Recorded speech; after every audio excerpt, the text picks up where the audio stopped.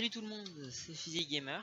On se retrouve pour ma première vidéo. Alors puisque c'est ma première vidéo, ça va peut-être avoir des problèmes au niveau du montage, de la capture, mais je pense pas qu'il y en aura, hein, peut-être des problèmes de son, je pense, peut-être.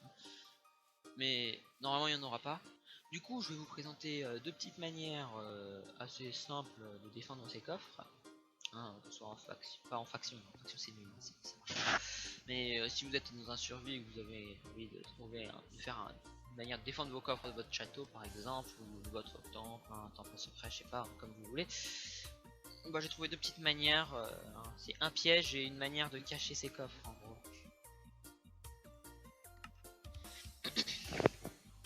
Du coup pour le premier piège, c'est un piège à retardement, voilà comme je viens de vous le montrer. Ça se base sur le principe que le joueur se sent en sécurité parce qu'il pense qu'il n'y a pas de piège et que en fait il y en a un en gros.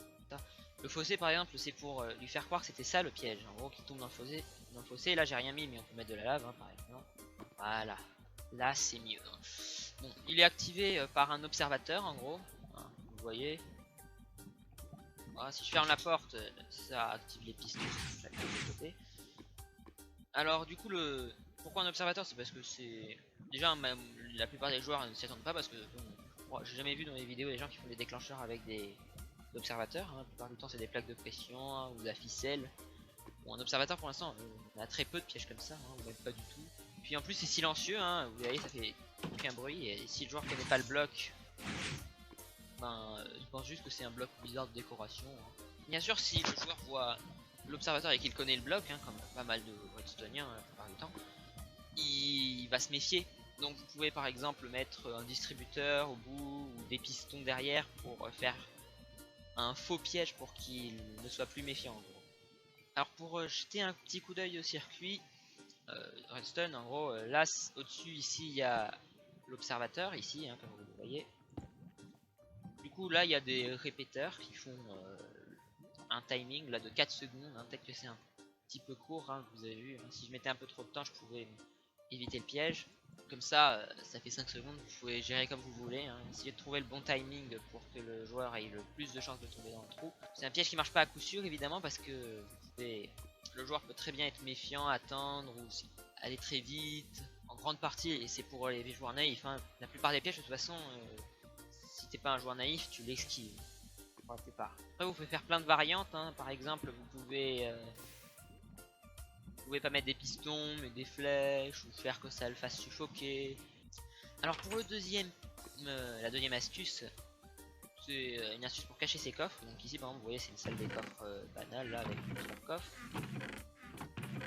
2-3 petits. Ah bon c'est des matériaux comme les autres. Le passage secret se situe ici.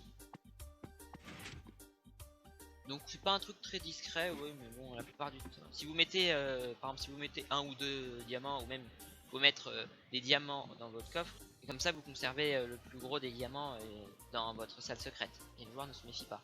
Alors pour le circuit, c'est pas compliqué, hein. C'est un comparateur, de la redstone et un piston. C'est sûr c'est pas très révolutionnaire, hein, je tiens à le dire, hein, c'est sûr, hein, c'est pas des pièges tout à fait nouveaux, ça se trouve vous les connaissiez déjà, hein, mais bon, des astuces je l'ai dit au cas où vous les connaissiez pas, hein, c'est possible. Et voilà, c'est la fin de cette vidéo. Si elle t'a plu tu peux t'abonner. Si vous voulez savoir, je publierai à peu près 2 ou 3 vidéos par semaine, hein. C'est à peu près le nombre que je ferai de vidéos. Peut-être une si je suis très occupé, mais bon normalement là ça devrait aller. Et à plus.